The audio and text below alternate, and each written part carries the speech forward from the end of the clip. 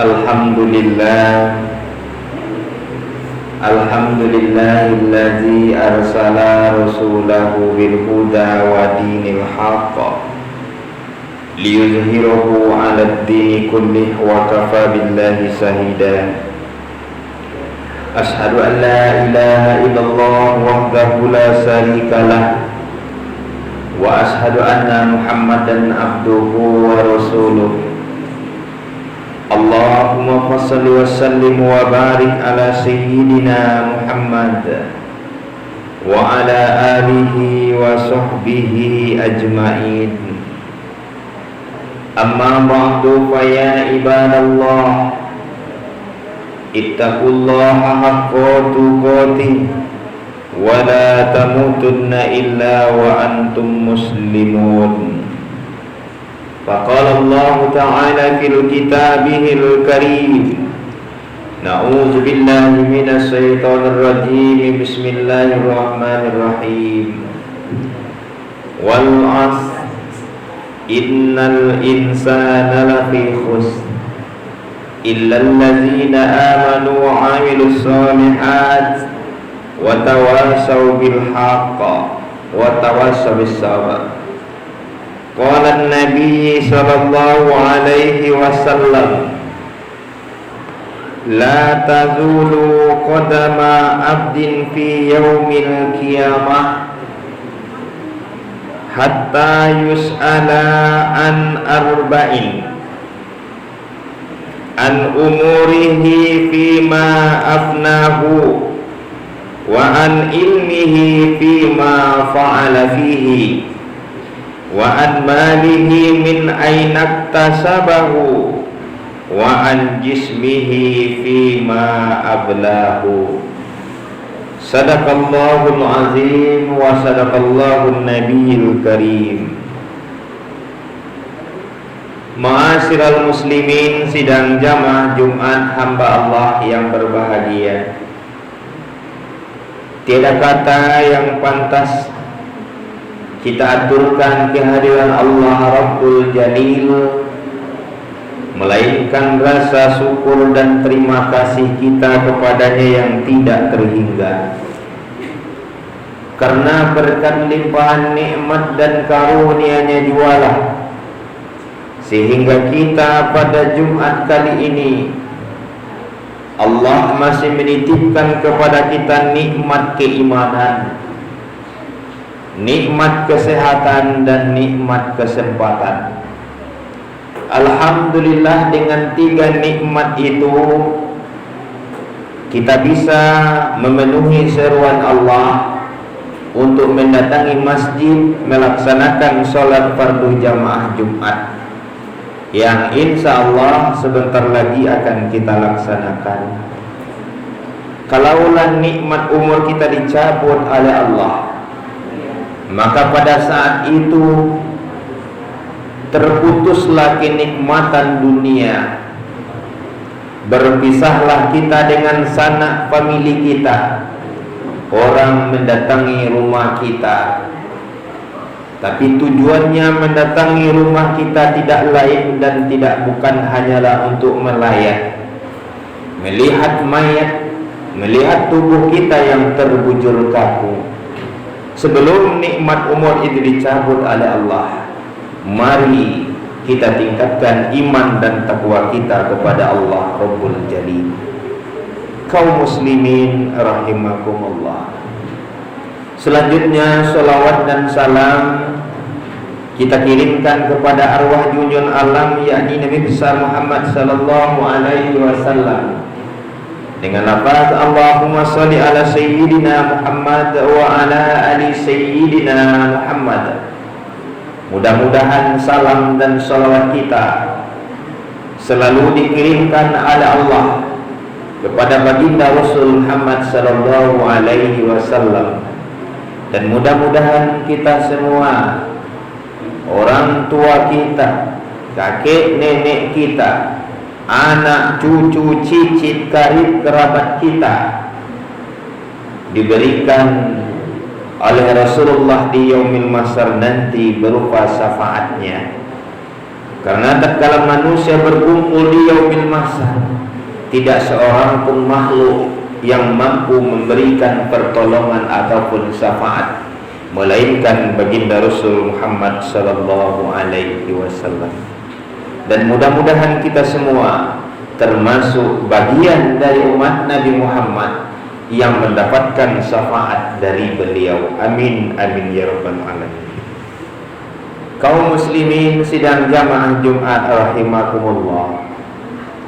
Sebelum khatib menyampaikan inti khutbah kita pada Jumat kali ini, khatib mengajak kepada kita semua yang hadir untuk meningkatkan iman dan takwa kita kepada Allah Subhanahu wa ta'ala. Takwa dalam arti kata kita laksanakan semua perintahnya dan kita jauhi semua larangannya. Dan mudah-mudahan tatkala kita meninggalkan alam dunia ini, mampu kita mengucapkan kalimat la ilaha illallah Muhammad Rasulullah. Karena Allah Subhanahu wa ta'ala mewanti-wanti kita, wala tamutunna illa wa antum muslimun, kata Allah. Janganlah kamu mati kecuali dalam keadaan Islam. Syarat mati dalam keadaan Islam adalah ittaqullaha haqqa tuqatih, bertakwa kepada Allah dengan sebenar-benarnya takwa. Kaum muslimin rahimakumullah, melalui wahyu mimbar kita pada Jumat kali ini, khatib memberi judul khutbah kita yaitunya 4 pertanggungan jawab umat manusia. Sebagaimana dikutip dalam sebuah hadis Muhammad sallallahu alaihi wasallam yang diriwayatkan oleh Imam Tabrani, Rasulullah Muhammad sallallahu alaihi wasallam bersabda, Bismillahirrahmanirrahim.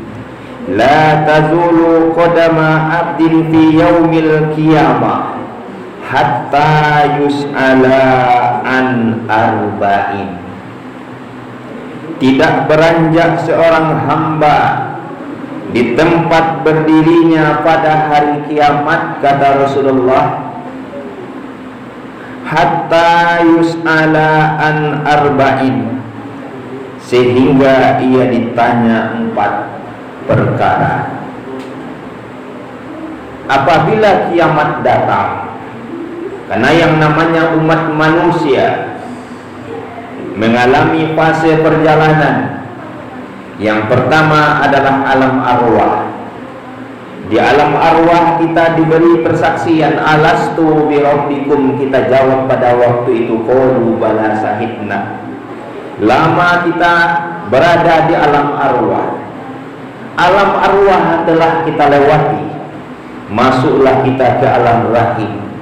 Berapa lamanya kita di alam rahim? Ada yang 9 bulan 10 hari, ada yang tidak cukup 9 bulan, ada 8 bulan, 7 bulan, yang kita kenal dengan prematur atau tidak cukup bulan.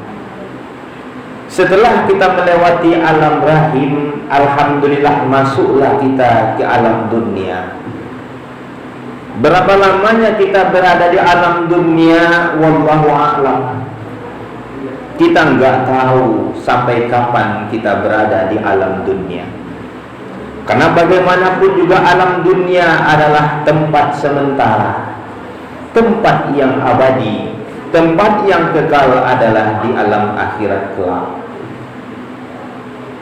Di alam dunia, karena ini merupakan rahasia dari Allah, enggak tahu entah kapan kita dipanggil. Kita saksikan karib kerabat kita, ada yang usia balita dipanggil oleh Allah.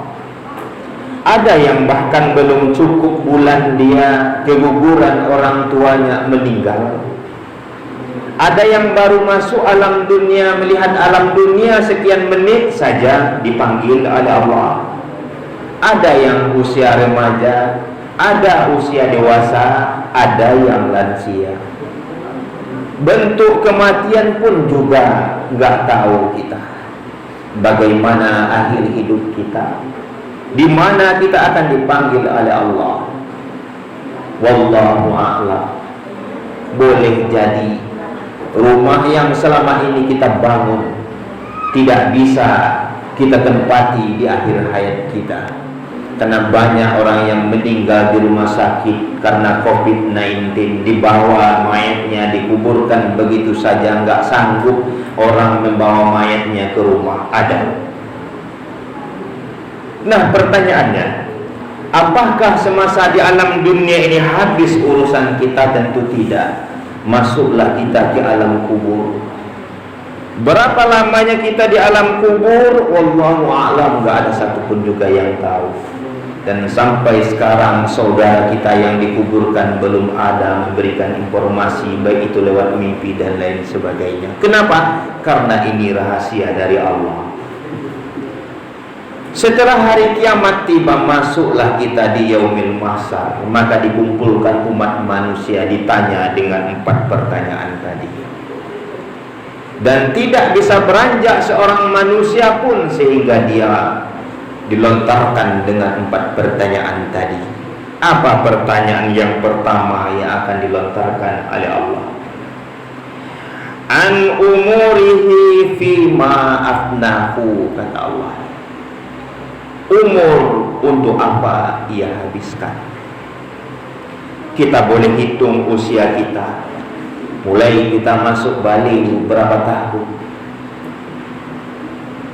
kita hitung berapa sih maksimalnya umur ini kita laksanakan untuk beribadah kepada Allah Subhanahu wa ta'ala. Kita nggak mesti nanyain orang, kita tanyain diri kita sendiri, sudahkah saya beramal dengan baik dengan umur yang begitu singkat ini?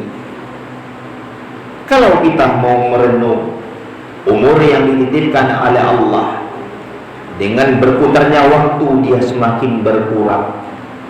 Kalaulah kita ditakdirkan oleh Allah berusia 40 tahun misalnya, sementara usia kita pada saat sekarang sudah 39 tahun, maka berarti jatah kita cuma 1 tahun lagi. Apakah bisa kita pergunakan umur itu dengan baik? Hanya kita sendiri yang mampu menjawabnya. Kemudian yang kedua, pertanyaan yang akan dilontarkan kepada kita di yaumil mahsyar nanti adalah wa an ilmihi fima fa'ala fihi. Ilmu untuk apa ia amalkan semasa hidup di dunia. Kita diberikan oleh orang tua kita fasilitas untuk menuntut ilmu, disekolahkannya kita. Namun apakah ilmu tadi mendekatkan diri kita kepada Allah Subhanahu wa ta'ala? Kalau ilmu yang kita tuntut, kalau ilmu yang kita cari mendekatkan diri kepada Allah, berarti ilmu yang diridhoi oleh Allah. Karena bagaimanapun juga ilmu adalah nurullah, ilmu adalah cahaya dari Allah Subhanahu wa ta'ala. Semakin tinggi ilmu seseorang, semakin rendah dia di hadapan Allah Subhanahu wa ta'ala. Tidak ada yang mesti dibanggakan hidup di dunia ini, karena pada hakikatnya kita adalah makhluk yang lemah. Kaum muslimin sidang jamaah Jumat rahimakumullah.